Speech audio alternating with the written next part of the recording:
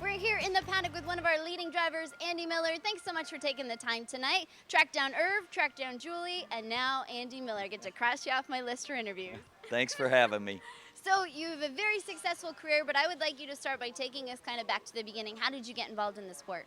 I grew up around horses, like my brother said. We grew up Amish and started farming with horses, and that was our means of transportation. So, we've always known a lot about horses and kind of become adapted to them and figured out, that they are creatures of habit and that they can do a lot if you figure them out a little bit. So it's just figuring them out. So when did you first get your start and where were you? I grew up and went to work for Lincoln Lamb Farm, which was a horse farm in Illinois, and then I started racing around the fairs in Illinois, and started with a small stable of about 5 or 6 horses traveling around the fairs, and just kind of progressed from there. Doing some research on you, every year since 1996, you've won at least $1 million, if not more. What are some of the things you attribute your success to? Is it working with certain people? I got married in '96, so maybe that's what happened. I settled down a little bit and started concentrating on work a little bit more, and and I moved to Chicago and started catch driving full time. So that made a big difference. So I asked Julie this question. I need to get the story from you about how you guys met, because I would love to hear from your point of view as to how this whole thing went down. We were racing around the fairs in Illinois, and I was driving and she was driving some too, and I was a pretty shy guy, so she kept running me down, and finally I went slow enough she could catch up with me. See, here I heard the story went you parked her. Is this true? Yeah, and then she still beat me, so she's the better driver, I think. So now she's a very successful trainer. Your brother are very successful as well. What is that added element of driving for family members? Is it more pressure? Not really.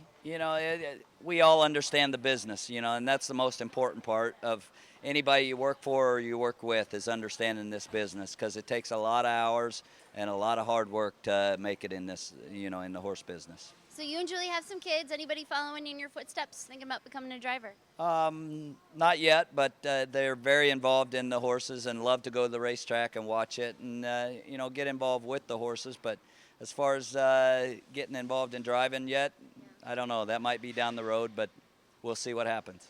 So you have tons of wins under your belt. Any one that really stands out as one of the most memorable? You know what? If I say there's one that's the most memorable, I'll leave another one out, So there's a lot of them. And, like the Breeders' Crowns, I've won several Breeders' Crowns. Had a great year with Lucky Jim a couple years ago. And, years ago in Illinois, me and Irv teamed up for a lot of Super Night winners and some of the biggest races there. And, there's just so many of them. Each win is as much fun as the last one. So, it's hard to single one out. It's a good way to look at it. Is there anything that you would still like to accomplish in your career? Obviously, yeah. I mean, there's always more to accomplish, but I don't set my sights on one thing or another. I just take it day by day. So 2005 and 2007, you represented the U.S. in the World Driving Championship. What is that like, and any words of wisdom for Corey Callahan as he heads into this? It's a great honor, and we had a blast doing it and got to meet a lot of nice people. And, the biggest thing is just have a good time and try and rack up as many points and wins as you can and, get what you can, and whatever happens will happen, but have a good time while you're doing it. Nice. Definitely enjoy it, because that has to be, once, twice in a lifetime type of thing. Yeah, exactly. It's something you got to enjoy and, make the most of it. So, Andy, I'm going to dig a little deeper now. I know we only have you for another minute or so. Ask you some lightning round questions. So, with it being so warm, it's summer, what's your favorite flavor of ice cream? Strawberry ice cream and vanilla. Ooh, strawberry. So That's a good milkshake, too. Yeah. You could do a lot with that. Yeah. What about your first win?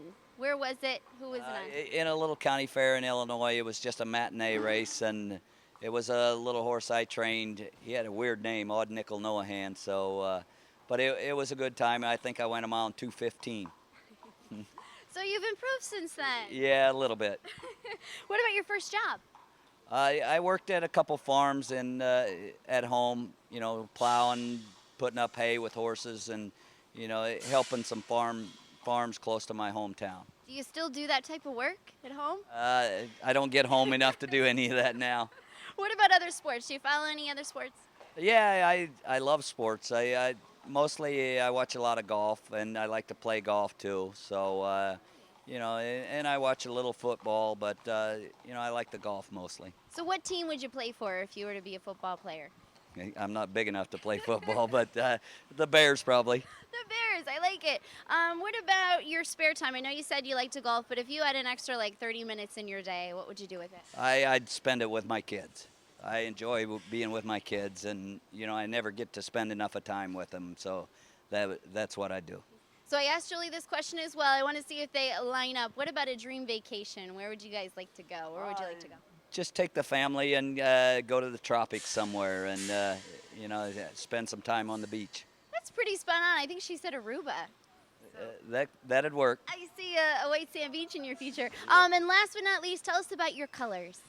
I work for a guy named Tex Motes in Illinois, and I started out with dark blue and light blue colors, and they offered to buy me new colors if I changed to orange and black. So I said okay, and they bought me new colors, and I've stuck with them ever since. And your nickname came from your colors, right? Yeah, they made that up at the Meadowlands, and it's kind of stuck with me. The Orange Crush, am I right? That's it. Nice. I like it. Well, thanks so much for taking the time. Hopefully we can catch up with you guys again throughout the season. All right, thank you.